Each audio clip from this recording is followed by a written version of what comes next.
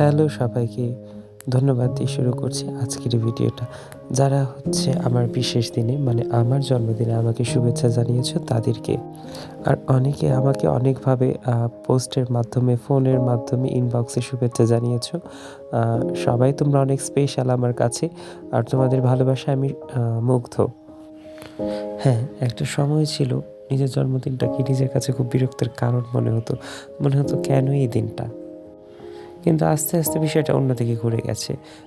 আমার কাছে আমার জন্মদিনে আমি সবচাইতে বেশি এক্সাইটেড থাকি। কবে আসবে ডিসেম্বরের ৭ তারিখ এবং এত যন্ত্রণা দেই মানুষকে। এটা আমি আর আমার কাছের মানুষজন জানে। হতে পারে এটা এক রকমের পাগলামি বা বাড়াবাড়ি।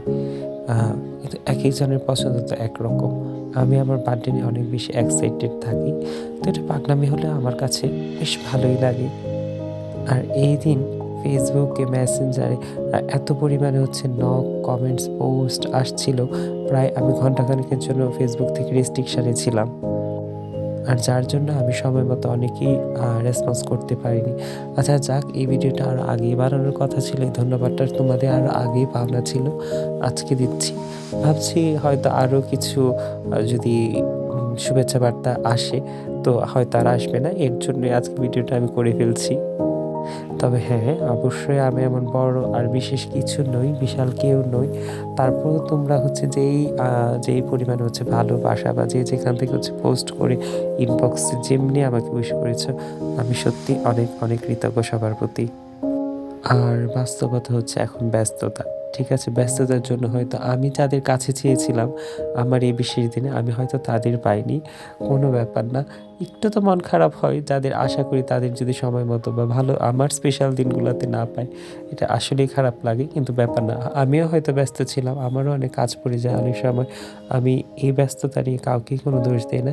তবে আমি অনেকের কমেন্টস পড়েছি, অনেকের পোস্ট দেখেছি, অনেকেই ট্যাগ করেছো আমাকে, মেনশন দিয়েছো আমার ছবি।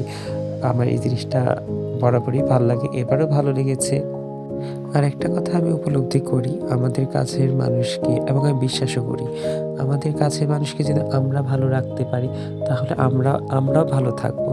তো এই যে আমরা একটা দিনের জন্য মানুষকে একটু খুশি করার চেষ্টা করি, আমরা যদি সবাইকে নর্মাল লাইফেও একটু খুশি করে একটু ভালো রাখার চেষ্টা করি, আশা করি আমরা সবাই অনেক ভালো থাকবো। ব্যক্তিগতভাবে নিজেকে ভালো রাখার জন্য আমার মনে হয় এটা একটা কি বলে টেকনিক বা বলতে পারো, যে আমাদের পরিচিত বা আশপাশের মানুষগুলোকে যখন আমরা খুশি রাখতে পারি আমরাও তখন খুশি থাকব। ঠিক আছে? আমাদের জীবনে মানুষের গুরুত্ব অনেক বেশি। তো মানুষের মূল্যায়নটা আমাদের করা উচিত। কে কেমন, কার পজিশন কীরকম, এগুলো নিয়ে আমাদের আসলে ভাবার কিছু নেই। আমাদের শুধু ভাবতে হবে সবাই আমাদের কাছের মানুষ। আমাদের কাছের মানুষগুলো আমাদের কাছে সবসময় বিশেষ। ধন্যবাদ সবাইকে।